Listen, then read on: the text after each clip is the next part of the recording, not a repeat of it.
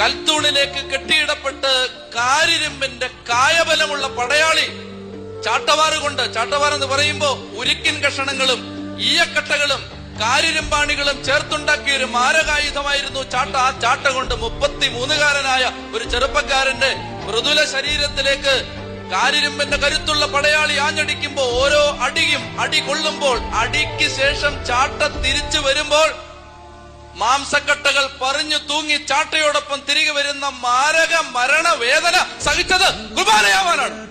പ്രിയപ്പെട്ടവരെ, പെറ്റതള്ള കണ്ണുനീരോട് ആൾക്കൂട്ടത്തിന്റെ നടുവിൽ മകൻ അടിയേൽക്കുന്നത് കണ്ടു നിന്നത് മകനെ കുർബാനയാക്കാനാണ്. നിങ്ങൾ ജെറുസലേമിൽ വിശുദ്ധ നാട്ടിൽ പോയിട്ടുണ്ടെങ്കിൽ ഒരു കിടങ്ങ് കാണാം.